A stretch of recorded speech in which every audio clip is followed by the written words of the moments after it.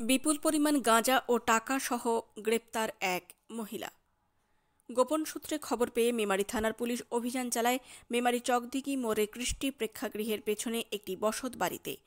সেখানেই একটি গোয়ালঘর থেকে উদ্ধার হয় বিপুল পরিমাণে গাঁজা, আনুমানিক ৪৭ কেজি, এবং প্রচুর পরিমাণ নগদ অর্থ, আনুমানিক ৪১ লক্ষ টাকা। ওই বাড়ি থেকে এক মহিলাকে গ্রেপ্তার করা হয়েছে বলে জানা গেছে। ওই মহিলার নাম সঙ্গীতা সাহানি। ইতিমধ্যে পুলিশের পক্ষ থেকে বাড়িটিকে সিল করা হয়েছে। পুলিশ সূত্রে খবর, এর আগেও সঙ্গীতা সাহানির মাকে এই একই অভিযোগে গ্রেপ্তার করা হয়েছিল।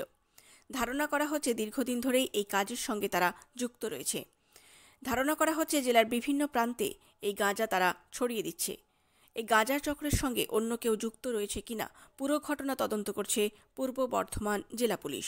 নাগাদ আমাদের মেমোরি পুলিশের একটা টিম এবং SOG team, district SOG team, ওদের ম্যানুয়াল এবং টেকনিক্যাল কিছু ইনপুটস এবং সোর্সের মাধ্যমে ১ নম্বর ওয়ার্ড মেমোরি মিউনিসিপ্যালিটি কৃষ্টি পাড়া, সেখানে একটা বাড়িতে আমরা রেড করি এবং সেই বাড়িতে হিউজ পরিমাণ প্রায় 47 কিলো মতো ক্যানাবিস গাঁজা আমাদের ওখান থেকে পাওয়া যায় এবং হিউজ পরিমাণ ক্যাশ পাওয়া যায়, প্রায় ৪১ লাখ টাকা।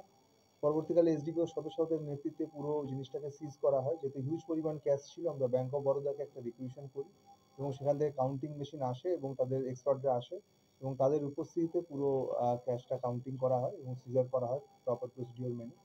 আর যে গাঁজা যেটা ছিল তার মধ্যে আমরা সেটা ওখানে সঙ্গীতা সাহানি, যার এক্সক্লুসিভ পজিশন থেকে এই পুরো গাঁজাটা আমরা পাই এবং সেখানে বেশ কিছু ওরা ছোট কিছু পুড়িয়া ছিল, কিছু বড় পুড়িয়া ছিল এবং কিছু ১ কিলোর প্যাকেট করা ছিল।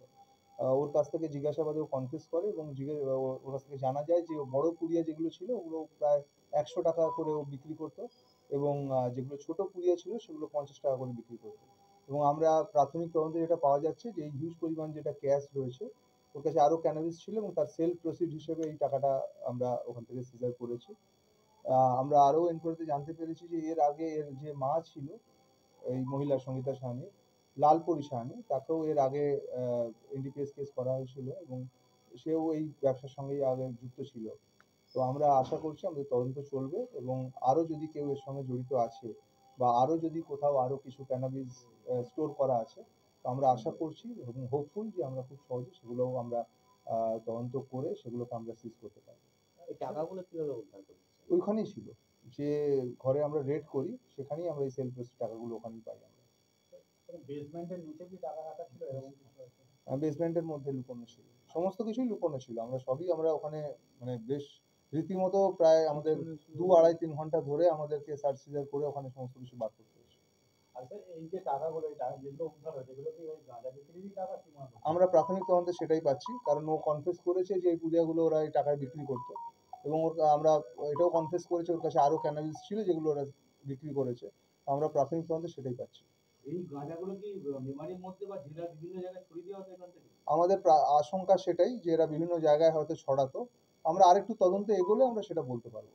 রিটেলার এবং ডিস্ট্রিবিউটর দুটোই কি কাজ করছে? মনে হচ্ছে, আমরা তাই আশা করছি। স্যার উদ্ধারকৃত গাঁজার আনুমানিক বাজার মূল্য কি? 47 lakhs অলমোস্ট ক্রোডস এর উপর হবে মোটামুটি। 47 কেজি, 47 কেজি হয়েছে।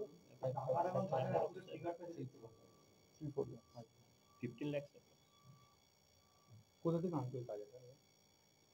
সেটা আমরা তো ওদেরকে ইন্টারোগেশনের পর আমরা পিসি নিয়ে আসবো, পিসি নেওয়ার পর আমরা এটা বলতে পারবো। সঙ্গীতা সাহানি কি গ্রেফতার হয়েছিল? হ্যাঁ। আর এই বাড়িটি কার? বাড়িটি আমরা খোঁজ করছি, সম্ভবত মানে এর মায়ের বা এর বাড়ির আর কারো আছে আমরা জানি। এই কি দীর্ঘদিন ধরে কি গাঁজার কারবার করছে এলাকায়? যেহেতু এর মায়ের সঙ্গে যুক্ত আমরা জানতে পারলাম, তো আমরা আশঙ্কা করছি, আমরা দেখি, আমরা খোঁজ করছি এটা।